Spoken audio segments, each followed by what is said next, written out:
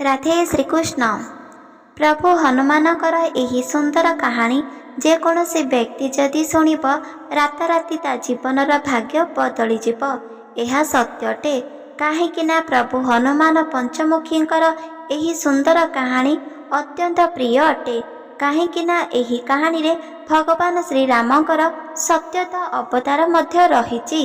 सेतिपाई तो प्रभु हनुमानकर एही सुंदर कहानी जेकोसी व्यक्ति जदि पाठ करती किंबा निज कर्णरे श्रवण करती ताहाले प्रभु हनुमान तार सबुकिछि मनस्कामना तुरंत पूरण करिथांती। तांकर शत्रु को सदा सर्वदा परास्त रखिथांती। सेथिपाई हनुमानकर एही प्रिय कहानी को निश्चित भावरे थरुटिए मात्र शुणन्तु निज कर्णरे, ताहाले आपणक जीवन भाग्य परिवर्तन हेबार आपण निज आखिरे ही देखिपारिबे। सेथिपाई चालन्तु जानिबा प्रभु हनुमानकर एही सुंदर कहानी। एही कहानी तांकर अत्यंत प्रिय हेतु ताके जेकोसी स्थान रे मध्य रुहंतु ना काहेकि एही कहानी शुणिबा व्यक्तिंकर सांगे सांगे मनस्कामना पूर्ण करिथांती। जहाँ भी किछि मनस्कामना थाउ ना काहेकि से धन संपत्ति हेउ बा कौनसी भी जिनस को प्राप्त करिबार हेउ सबु किछि तांके पूर्ण करिथांती। आउ एक अन्य कथा लुचिकी रहिछि, जेमितिका प्रभु रामकर नाम एही पुराण रे रहिथिबा कारणरू एही कहानी शुणिबा द्वारा जो व्यक्ति ए कहानी मन ध्यान दे शुणिथांती सेही व्यक्तिक जीवन रे बहुत सुंदर एक घर प्रतिष्ठा होई पारिबो। तांका जीवन रे धन जन सबुकिछि प्राप्त होई पारिबा संगे संगे जमीर मध्य मालिक बनि पारिबो। काहेकि ना एही कली जुगरे एक एमितिका भगवान आज पर्यंत जीवित अछंती। सबुकिछि विपद क्षणक मात्र रे खंडन करिथांती। सिए होउछि भगवान श्री हनुमान। रामकर नाम शुणिबा क्षणी आउ कोनोसी भी स्थान रे धैर्य धरी रुहंती नाही। सांगे सांगे आसी ताके प्रभु राम को दर्शन करती। तांको नाम शुणिबा क्षणी सेही व्यक्ति को आशीर्वाद मध्य प्रदान करिथांती। सेथिपाई चालन्तु जानिबा एक सुंदर कहानी। एही कहानी प्रत्येक व्यक्ति शुणिबा उचित अटे, जहा द्वारा कि सबुकिछि मनस्कामना पूर्ण होइजिबो। गोटिए दिन श्रीकृष्ण आउ सत्यभामा गोटिए कक्षरे थिले। सत्यभामा तांको सुंदरता को नहीं तांके गर्व करुथिले, जहाँकि एही दुनिया रे मोठारु केही भी सुंदर नुहंती। सेही अनुष्ठान रे भगवान श्रीकृष्ण तांको सत्यभामा को आनी पारिजात पुष्प देइथिले। आ पारिजात पुष्प को सत्यभामा निज केशरे लगाई थिले, जहा द्वारा कि तांके बहुत सुंदर देखा जाउथिले। पारिजात पुष्प थिबा कारणरू तांके बहुत आकर्षित मध्य लागुथिले।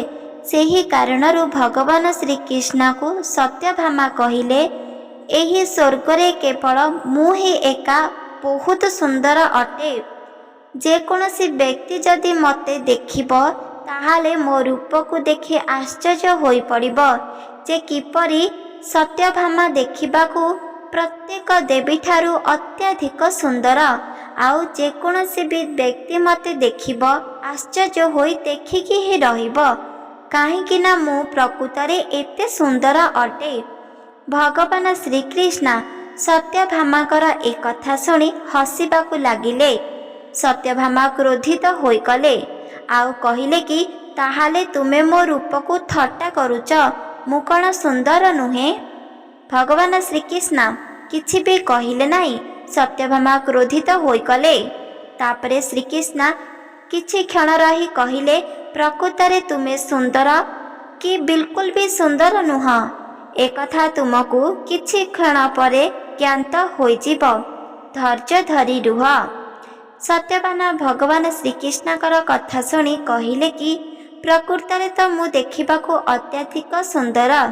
जेकोसी व्यक्ति मध्य तुमको कहि पारिबो किछि क्षण कण मु सारा जीवन अपेक्षा करी रहिबी जे एकथा जानिबा पाई मु प्रत्येक देवी ठारू मु अत्याधिक सुंदर, समस्तठू अधिक एक मु ही सुंदर अटे। ଭଗବାନ ଶ୍ରୀକୃଷ୍ଣ ସତ୍ୟଭାମାକୁ ଆଉ କିଛି ବି କହିଲେ ନାହିଁ, ଆଉ ସେଠାରୁ ଚାଲିଗଲେ। ଗୋଟିଏ କୋଠରୀକୁ ଯାଇ ଶ୍ରୀକୃଷ୍ଣ ଏକା ବସିଲେ, ଆଉ ମନେ ମନେ ହନୁମାନଙ୍କୁ ମଧ୍ୟ ସ୍ମରଣ କରିଲେ। ଭାବିଲେ କି ବହୁତ ଦିନ ହେଲା ମୁଁ ହନୁମାନ ସାଥିରେ ବିଲକୁଲ ବି ମିଶି ନାହିଁ, କାହିଁକି ନା ଆଜି ମୁଁ ସ୍ୱୟଂ ତାକୁ ନିଜ କକ୍ଷକୁ ଡକାଇବି, ଆଉ ତାଙ୍କ ସାଥିରେ ବହୁତ କିଛି କଥା ବା ବଚନ କହିବି। ଏମିତି ବିଚାର କରି ଗରୁଡ଼କୁ ଡକାଇଲେ। ଗରୁଡ଼ ଭଗବାନ ଶ୍ରୀକୃଷ୍ଣଙ୍କ ପାଖକୁ ଆସି ପହଞ୍ଚିଲେ। ଭଗବାନ ଶ୍ରୀକୃଷ୍ଣ ଗରୁଡ଼କୁ କହିଲେ, ହେ ମୋର ଗରୁଡ଼, ତୁମେ ଯାଅ, ମୋର ଅତ୍ୟନ୍ତ ପ୍ରିୟ ଭକ୍ତକୁ ଡକାଅ ଯେ ତୁମକୁ ଡାକିଛନ୍ତି ଭଗବାନ ଶ୍ରୀକୃଷ୍ଣ।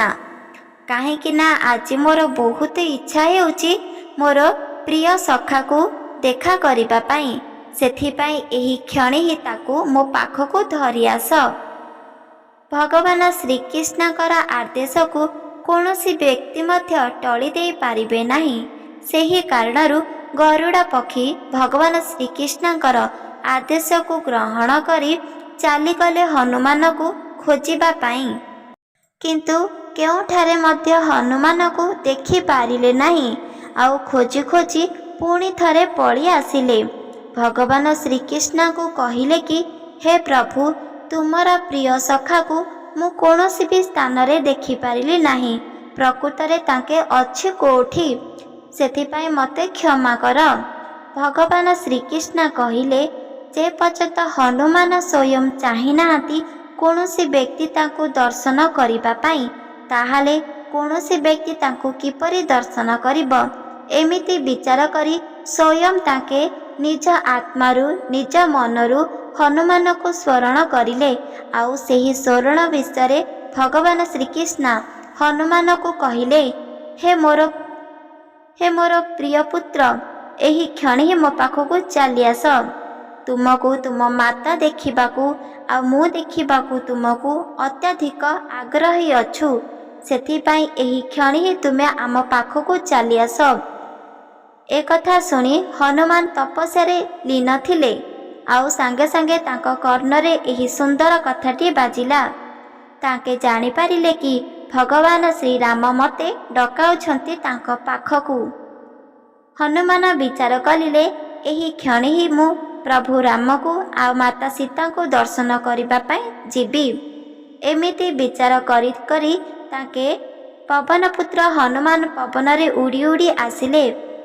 ଗୋଟିଏ ଜାଗାରେ ଦେଖିଲେ କି ବହୁତ ବଡ଼ ବଗିଚା ରହିଛି, ଆଉ ବଗିଚାରେ ବହୁତ ବଡ଼ ବୃକ୍ଷ ମଧ୍ୟ ରହିଛି, ଆଉ ସେହି ବୃକ୍ଷ ଯାକରେ ବହୁତ ସୁନ୍ଦର କଦଳୀ ମଧ୍ୟ ରହିଛି। ପ୍ରଭୁ ହନୁମାନଙ୍କର ଅତ୍ୟନ୍ତ ପ୍ରିୟ ଅଟେ କଦଳୀକୁ ସେବନ କରିବା ପାଇଁ। ପ୍ରଭୁ ହନୁମାନ ବିଚାର କରିଲେ କି ମୁଁ ତ ପ୍ରଭୁ ଶ୍ରୀରାମଙ୍କ ପାଖକୁ ଗମନ କରୁଛି, କାହିଁକି ନା ଆ ଭିତରୁ କିଛିଟା ଫଳ ସେବନ କରିବି, ଆଉ କିଛିଟା ଫଳ ମାତା ସୀତାଙ୍କ ପାଇଁ ନେଇଯିବି। ଏମିତି ବିଚାର କରି ପ୍ରଭୁ ହନୁମାନ ସେହି ବଗିଚା ଭିତରକୁ ଚାଲିଗଲେ। କିନ୍ତୁ ପ୍ରଭୁ ହନୁମାନ ପ୍ରକୃତରେ ଏକ ବାନର ମଧ୍ୟ। ସେହି କାରଣରୁ ତାଙ୍କେ ସୁନ୍ଦର ଭାବରେ ଗୋଟିଏ ଗଛରୁ ଏକ ଫଳ ତୋଳିଲେ ନାହିଁ, ବରଂ ସେହି ବଗିଚାରେ ଯେତେ ମଧ୍ୟ ବୃକ୍ଷ ଥିଲା ସବୁକିଛିକୁ ନଷ୍ଟ କରି କରି ଫଳ ସେଠାରୁ ତୋଳୁଥିଲେ, ଆଉ ଏ ଡାଳରୁ ସେ ଡାଳକୁ ଉଡ଼ି ବୁଲୁଥିଲେ। ଡେଇଁ ଡେଇଁ ସମ୍ପୂର୍ଣ୍ଣ ଭାବରେ ଅଧା ଗଛକୁ ଭଗ୍ନ କରିଲେ। କିଛି ଫଳ ତାଙ୍କେ ସେବନ କରୁଥିଲେ। ଏସବୁ ବାନରକୁ ଦେଖି ସାଙ୍ଗେ ସାଙ୍ଗେ ସେଠାରେ ଗୋଟେ ବ୍ୟକ୍ତି ପ୍ରଭୁ ଶ୍ରୀକୃଷ୍ଣଙ୍କ ପାଖକୁ ଗଲେ, ଆଉ ପ୍ରଭୁଙ୍କୁ କହିଲେ, ହେ ପ୍ରଭୁ, ମୋର ବଗିଚାରେ ଏକ ବାନର ଆସିଛି, ଆଉ ସେହି ବଗିଚାରେ ସର୍ବସ୍ୱ ଗଛକୁ ନଷ୍ଟ କରିଦେଉଛି। ସେହି ବାନରକୁ ଦେଖିଲେ ମୋତେ ବହୁତ ଭୟଭୀତ ଲାଗୁଛି, କାହିଁକି ନା ବାନର ଦେଖିବାକୁ ବହୁତ ବଡ଼ ଅଟେ। ମୋତେ ସାହାଯ୍ୟ କର, ମୋର ସବୁକିଛି ଫଳନ୍ତି ଗଛକୁ ନଷ୍ଟ କରିଦେଉଛି। ଏହି କ୍ଷଣି ମୋ ସାଥିରେ ଚାଲ, ଆଉ ସେହି ବାନରକୁ ସେଠାରୁ ଭଗାଇ ଦିଅ। ଭଗବାନ ଶ୍ରୀକୃଷ୍ଣ ଆଦେଶ ଦେଲେ। ଗରୁଡ଼କୁ ଡକାଇଲେ, ଆଉ କହିଲେ କି ଆଙ୍କ ସାଥିରେ ଯାଅ, ଆଙ୍କ ସାଥିରେ ଯାଇ ଦେଖ କି ଆଙ୍କ ବଗିଚାରେ ଏକ ବାନର ରହିଛି। ସେହି ବାନର ସର୍ବସ୍ୱ ଗଛ ପତ୍ରକୁ ନଷ୍ଟ କରୁଛି, ସବୁକିଛି ଫଳକୁ ମଧ୍ୟ ଛିଣ୍ଡାଇ ଫିଙ୍ଗୁଛି। ସେହି ବାନର ପାଖକୁ ଯାଅ ଆଉ ତାକୁ ସେହି ବଗିଚାରୁ ବହୁତ ଦୂରକୁ ଛାଡ଼ି ଦେଇ ଆସ। ଭଗବାନ ଶ୍ରୀକୃଷ୍ଣଙ୍କର ଆଦେଶକୁ ଗ୍ରହଣ କରି ସେହି ବଗିଚା ପାଖକୁ ଗରୁଡ଼ ପକ୍ଷୀ ଯିବାକୁ ବାହାରିଲେ। ମନେ ମନେ ବିଚାର କରୁଥିଲେ, ଏକ ବାନର ହୋଇକି ଏକ ବଡ଼ ବଗିଚାକୁ କିପରି ନଷ୍ଟ କରିଦେଉଛି। ତାକୁ ଗୋଟିଏ ଚୁଟକିରେ ସେହି ବଗିଚାରୁ ବହୁତ ଆହତ ପହଞ୍ଚାଇ ବାହାରୁ ଫିଙ୍ଗିଦେବି। ସିଏ ମୋତେ ଚିହ୍ନିନି। ମୁଁ ହେଉଛି ଗରୁଡ଼ ଆଉ ମୋର ଶକ୍ତି ହେଉଛି ପ୍ରବଳ। ସିଏ ମୋତେ ଏବେ ଚିହ୍ନିବ ଆଉ ଜୀବନ ଥିଲା ଯାକ କୌଣସି ବି ଫଳନ୍ତା ଗଛକୁ ନଷ୍ଟ କରିବ ନାହିଁ କି କାହାର ବଗିଚାକୁ ମଧ୍ୟ କେବେ ବି ନଷ୍ଟ କରିବ ନାହିଁ କି କିଛି ବି କ୍ଷତି ପହଞ୍ଚାଇବ ନାହିଁ। ଏମିତି ବିଚାର କରି କରି ସେହି ବାନର ପାଖରେ ପହଞ୍ଚିଗଲା। ଦେଖିଲା କି ବାନର ଗୋଟିଏ ସ୍ତାବରେ ବସି ଫଳକୁ ସେବନ କରୁଛି ଆଉ କହିଲା କି, ହେ ବାନର, ତୁ କେଉଁଠୁ ଆସୁଛୁ ମୁଁ ଜାଣିନାହିଁ। ଯଦି ତୋ ଜୀବନକୁ ବଞ୍ଚିବା ପାଇଁ ଚାହୁଁଛୁ ତାହେଲେ ଏହି କ୍ଷଣି ହିଁ ଏହି ବଗିଚାରୁ ଚାଲିଯା, ନହେଲେ ତୁ ମୋତେ ଚିହ୍ନିନୁ। ତୁ ଦେଖିଛୁ ମୋ ରୂପ।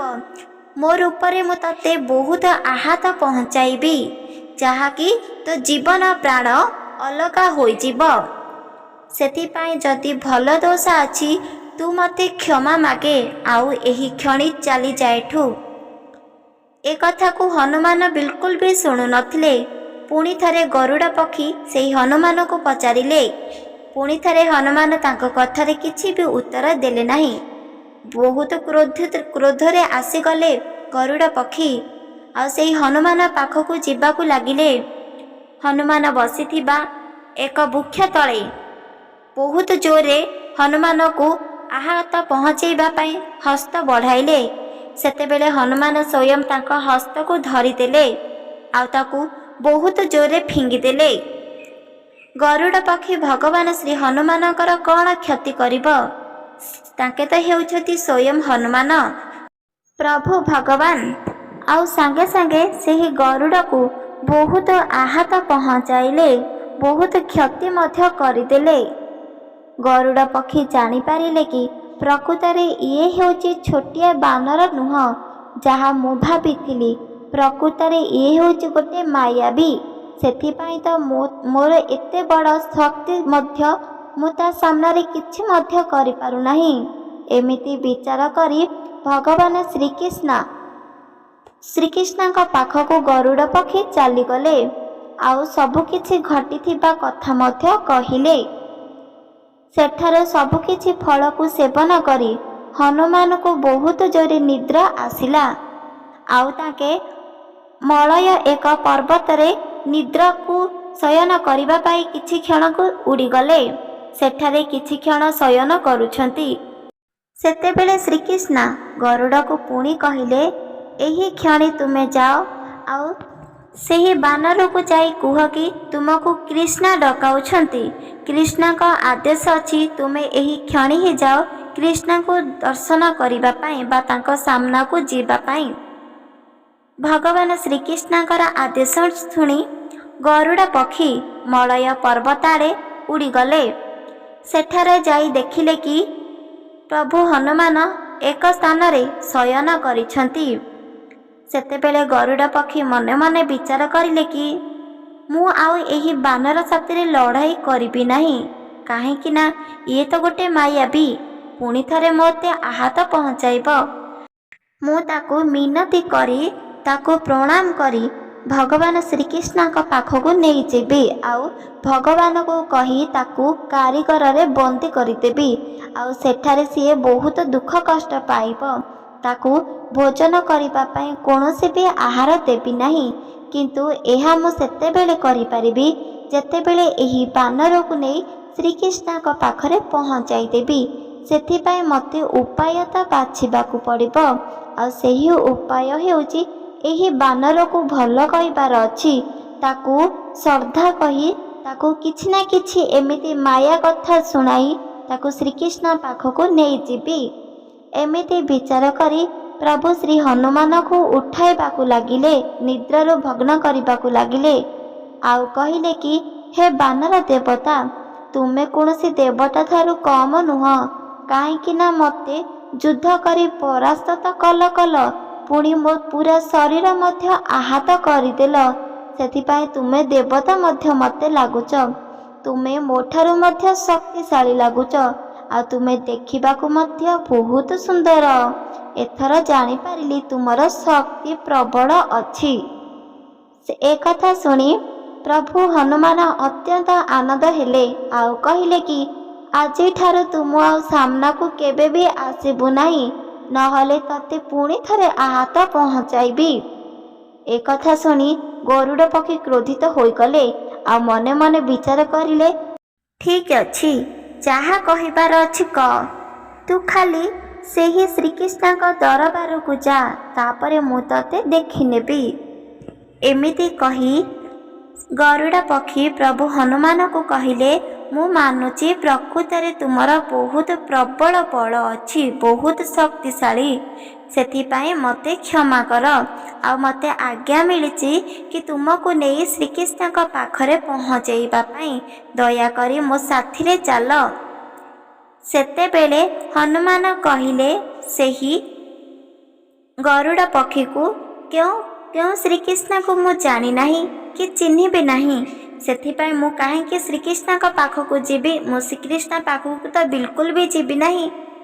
ପୁଣି ଥରେ ଗରୁଡ଼ ପକ୍ଷୀ ବିନତି ହୋଇ କହିଲେ, ତୁମକୁ ମୁଁ ପ୍ରଣାମ କରି କହୁଛି, ତୁମେ ମୋ ସାଥିରେ ଚାଲ। କାହିଁକି ନା ଭଗବାନ ଶ୍ରୀକୃଷ୍ଣ ତୁମକୁ ଡକାଇଛନ୍ତି, ଚାଲ ମୋ ସାଥିରେ। ସେତେବେଳେ ପ୍ରଭୁ ହନୁମାନ କହିଲେ, ଯାଇକି ତୁମେ କହିଦିଅ ତୁମ ଶ୍ରୀକୃଷ୍ଣଙ୍କୁ କି ସ୍ୱୟଂ ହନୁମାନଙ୍କୁ ଦେଖା କରିବା ପାଇଁ କୌଣସି ବି ବ୍ୟକ୍ତି ଆସିପାରିବେ, କିନ୍ତୁ ହନୁମାନ ପ୍ରଭୁ ଶ୍ରୀରାମଙ୍କ ଛଡ଼ା ଆଉ କାହାକୁ ମଧ୍ୟ ପାଖକୁ ଯିବେ ନାହିଁ। ଏକଥା ଶୁଣି ଗରୁଡ଼ ପକ୍ଷୀ ପ୍ରଭୁ ଶ୍ରୀକୃଷ୍ଣଙ୍କ ପାଖକୁ ଚାଲିଗଲେ।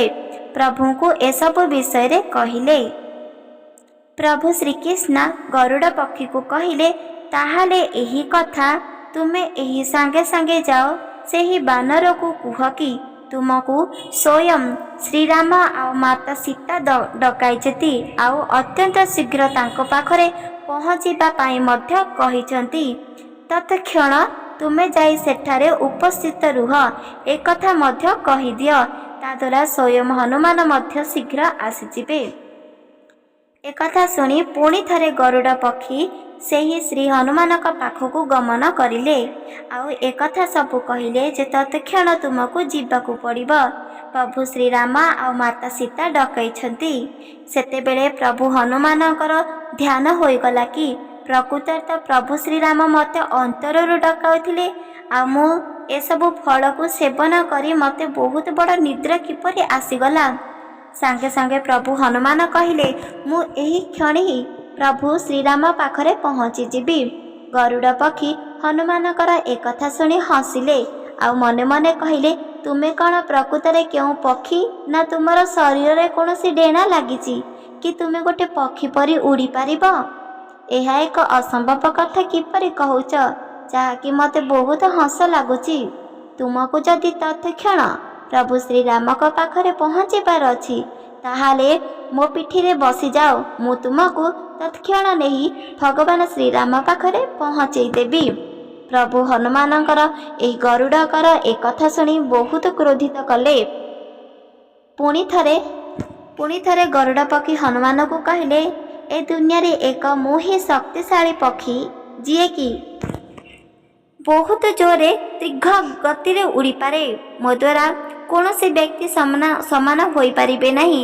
ଏମିତି କୌଣସି ପକ୍ଷୀ ନାହିଁ ଯିଏ ମୋ ପରିକି ଅତ୍ୟନ୍ତ ଶୀଘ୍ର ଉଡ଼ିପାରେ କି କୌଣସି ସ୍ଥାନକୁ ବହୁତ ଶୀଘ୍ର ଗମନ କରିପାରେ।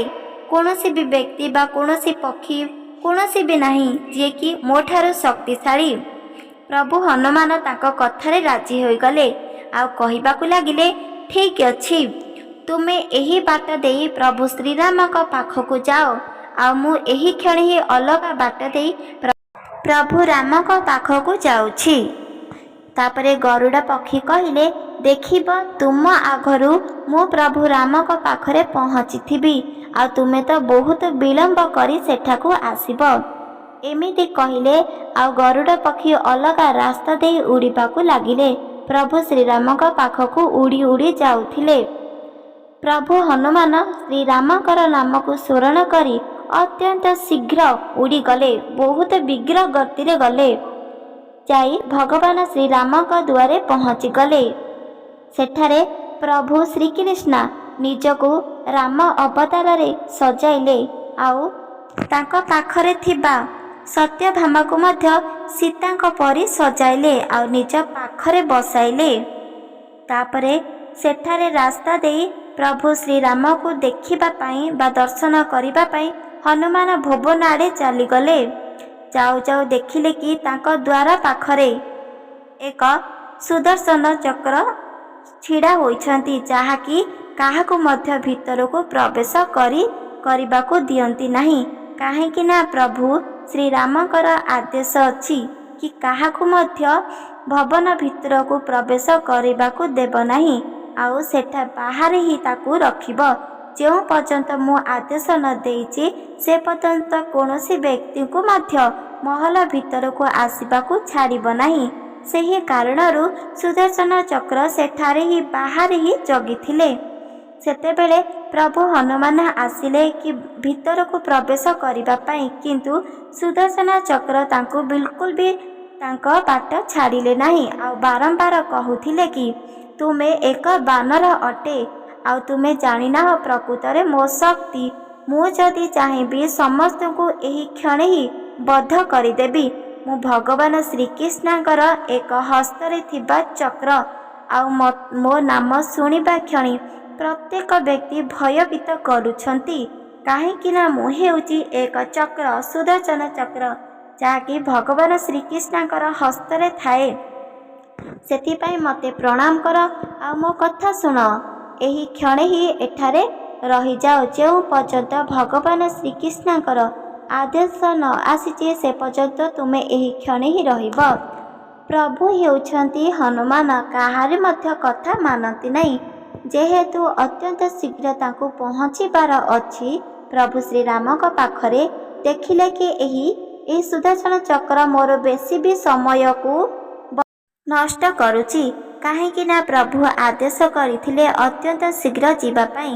ସେଥିପାଇଁ ଏହି ସୁଦର୍ଶନ ଚକ୍ରକୁ ମୁଁ କେଉଁଠାରେ ଲୁଚାଇବି, ଯାହାଦ୍ୱାରା କି ସିଏ ଆଉ କୌଣସି ବି କାର୍ଯ୍ୟ କରିପାରିବ ନାହିଁ।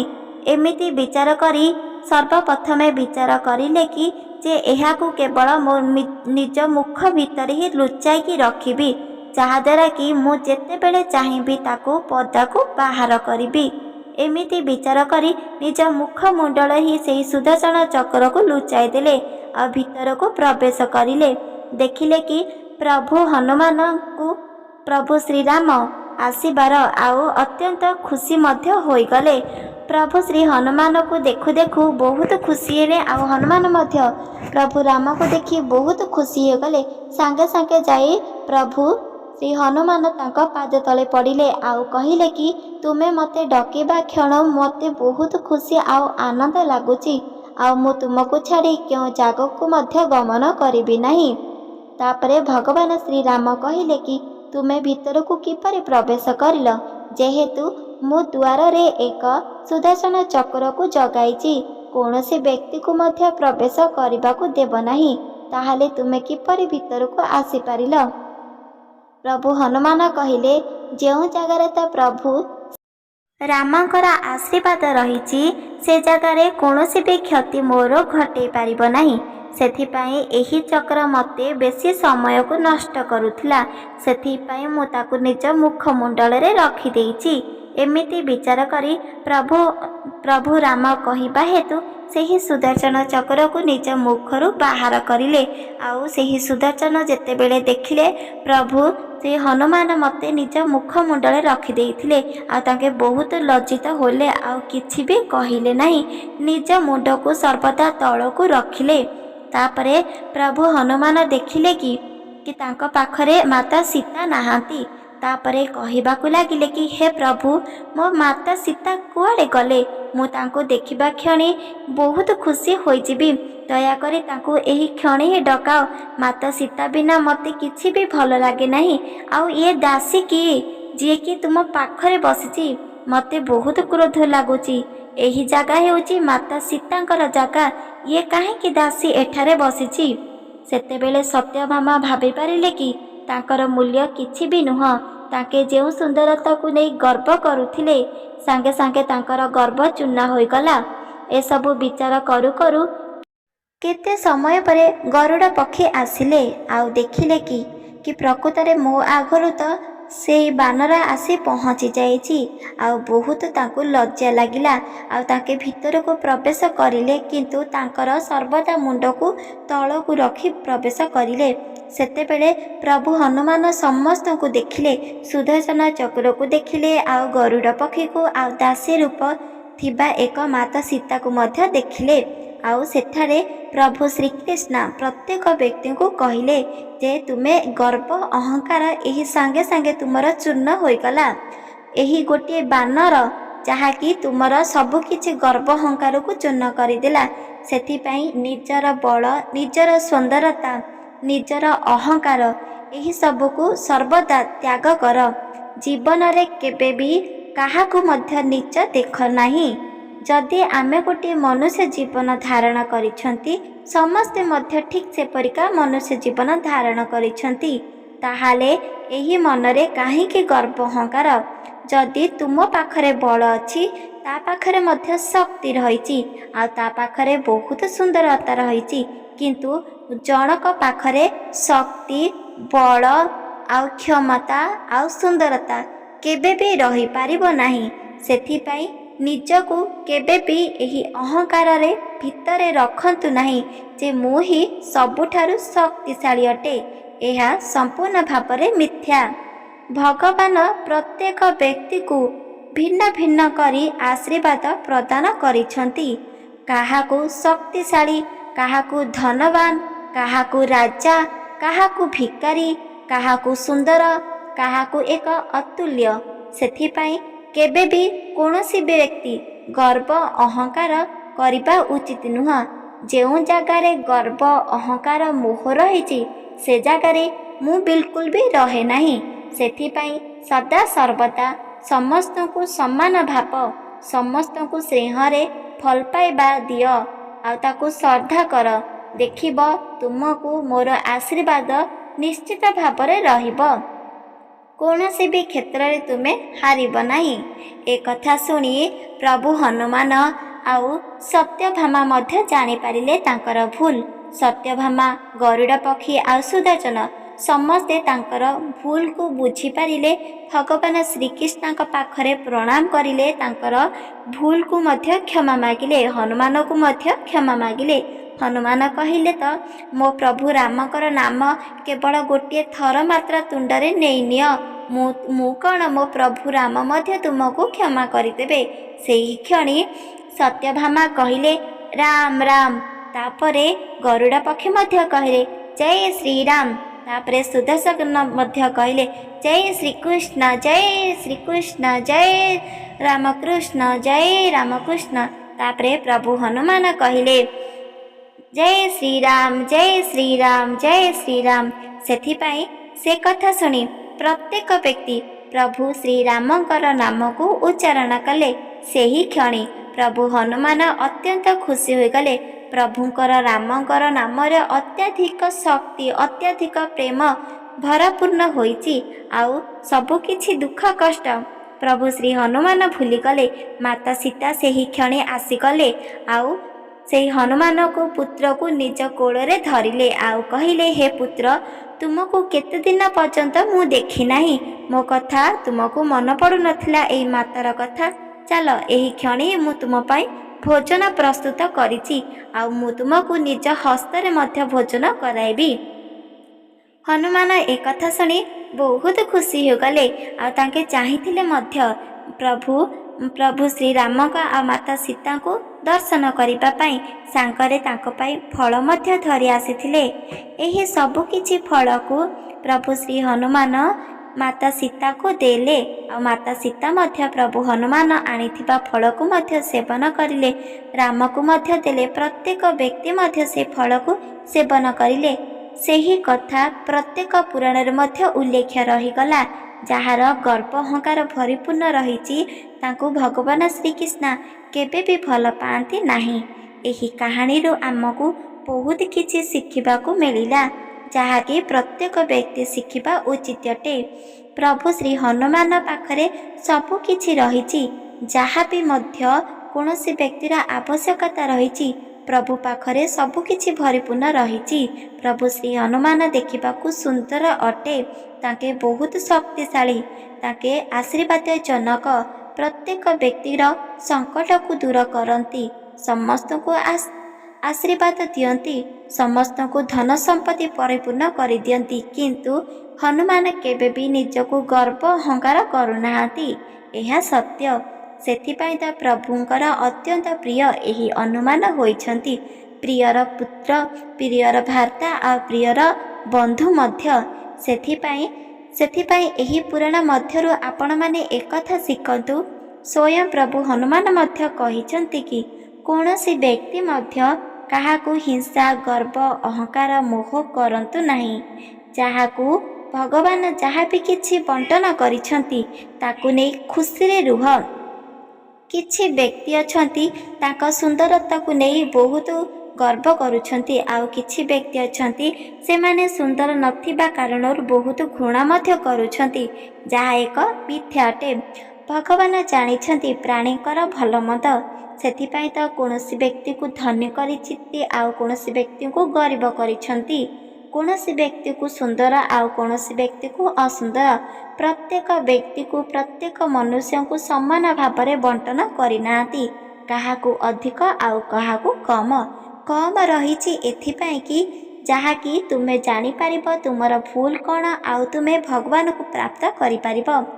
ଯାହା ପାଖରେ ଏହି ପରିପୂର୍ଣ୍ଣ ରହିଛି ସର୍ବସ୍ୱ ଗୁଣ, ସେହି ବ୍ୟକ୍ତି ଭଗବାନଙ୍କୁ କିପରି ଭଲ ପାଉଛି, କିପରି ଭଗବାନଙ୍କୁ ଶ୍ରଦ୍ଧା ଭକ୍ତି କରୁଛି, ଏସବୁ ବିଷୟରେ ମଧ୍ୟ ଜାଣିବା ପାଇଁ ତାଙ୍କୁ ଅଧିକ ଦେଇଛନ୍ତି।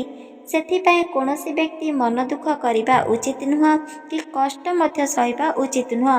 ଆଉ ସର୍ବଦା ଭଗବାନ ଯାହା ବି କିଛି ବରଦାନ ପ୍ରଦାନ କରିଛନ୍ତି ତାକୁ ନେଇ ଖୁସିରେ ଆନନ୍ଦରେ ରହିବା ବହୁତ ଉଚିତ ଅଟେ, ଯାହାଦ୍ୱାରା କି କୌଣସି ବି ଦୁଃଖ କଷ୍ଟ ଆସିପାରିବ ନାହିଁ। ପ୍ରଭୁ ଶ୍ରୀକୃଷ୍ଣ ଯାହାକୁ ମଧ୍ୟ ବଣ୍ଟନ କରିଛନ୍ତି ଆମେ ସେତିକିରେ ଖୁସି ରହିବା। କିଛି ଲୋକ ଗର୍ବ କରୁଛନ୍ତି ଯଦି ତାଙ୍କେ କୌଣସି ଧନ ସମ୍ପତ୍ତି ଅର୍ଜନ କରୁଛନ୍ତି, ସେହି ବ୍ୟକ୍ତିକୁ ମନେ ରଖିବାକୁ ପଡ଼ିବ ଯଦି ତୁମେ ଏ ଜୀବନରେ ଧନ ସମ୍ପତ୍ତି ରଖିଛ, ଯେତେବେଳେ ତୁମର ମୃତ୍ୟୁବରଣ ଘଟିବ ସେହି ସବୁ ଜିନିଷକୁ ଧରି ତୁମେ କ'ଣ ସ୍ୱର୍ଗକୁ ଯାଇପାରିବ ନାହିଁ ନା? ତାହେଲେ ପ୍ରତ୍ୟେକ ଦିନ ଯଦି ତୁମେ ଭାଗବତ, ଗୀତା, ହନୁମାନଙ୍କର ଚାଳିଶା, ହନୁମାନଙ୍କର ସୁନ୍ଦର କାହାଣୀ ଏସବୁ ବିଷୟରେ ଯଦି ଶାସ୍ତ୍ରରେ କଥା, ପୁରାଣ କଥା ପଢ଼ିଥାଅ, ତାହେଲେ ଏହିସବୁ ଜିନିଷକୁ ମଲା ପରେ ତୁମେ ଧରିକି ଯିବ, ଯାହାକି ଭଗବାନ ଶ୍ରୀକୃଷ୍ଣଙ୍କୁ ଦେଖାଇ ପାରିବ। ଏସବୁ ଜିନିଷ ମୁଁ ନିଜେ ହିଁ ମୋ ନିଜ କର୍ଣ୍ଣରେ ସମୟ ବାହାର କରି ଶୁଣିଛି। ତାଦ୍ୱାରା ତୁମର କରାଯାଇଥିବା ସବୁକିଛି କୁକର୍ମ ଫଳ ଧୀରେ ଧୀରେ ଭଗବାନ ଶ୍ରୀକୃଷ୍ଣ କାଟିଦେବେ। ସେଥିପାଇଁ ଏ କଥାକୁ ମନେ ରଖନ୍ତୁ ଆଉ ପ୍ରତ୍ୟେକ ବ୍ୟକ୍ତିଙ୍କୁ ଏ ବିଷୟରେ କହିଦିଅନ୍ତୁ। ତାଦ୍ୱାରା ସମସ୍ତେ ଜାଣିବା ଦ୍ୱାରା ଭଗବାନ ଶ୍ରୀକୃଷ୍ଣଙ୍କର ଏହି ସୁନ୍ଦର କଥା, ପ୍ରଭୁ ହନୁମାନଙ୍କର ଅତ୍ୟନ୍ତ ପ୍ରିୟ ଅଟେ। ଏହି କାହାଣୀ ଶୁଣିକି ଆପଣମାନଙ୍କୁ କିପରି ଲାଗିଲା କମେଣ୍ଟ ମାଧ୍ୟମରେ ନିଶ୍ଚିତ ଭାବରେ ଜଣାଇବେ। ଆଉ ଆମେ ସମସ୍ତେ ହେଉଛନ୍ତି ଭଗବାନଙ୍କର ଭକ୍ତ, ସେଥିପାଇଁ କମେଣ୍ଟ ମାଧ୍ୟମରେ ଜୟ ଶ୍ରୀ ହନୁମାନ ଲେଖିଦେବ। ଆପଣମାନଙ୍କୁ ଏହି ଭିଡ଼ିଓ ଯଦି ଭଲ ଲାଗିଛି ଚ୍ୟାନେଲକୁ ସବସ୍କ୍ରାଇବ୍ କରିବା ବିଲକୁଲ ବି ଭୁଲିବେ ନାହିଁ। ଚ୍ୟାନେଲକୁ ସବସ୍କ୍ରାଇବ୍ କରିବେ, ଲାଇକ୍ କରିବେ, କମେଣ୍ଟ କରିବେ। ରହୁଛି ଜୟ ଜଗନ୍ନାଥ, ଜୟ ଶ୍ରୀକୃଷ୍ଣ, ରାଧେ ଶ୍ରୀକୃଷ୍ଣ, ଜୟ ଜଗନ୍ନାଥ, ଜୟ ମା ଲକ୍ଷ୍ମୀ, ଜୟ ଶ୍ରୀକୃଷ୍ଣ, ରାଧେ ରାଧେ ଶ୍ରୀକୃଷ୍ଣ।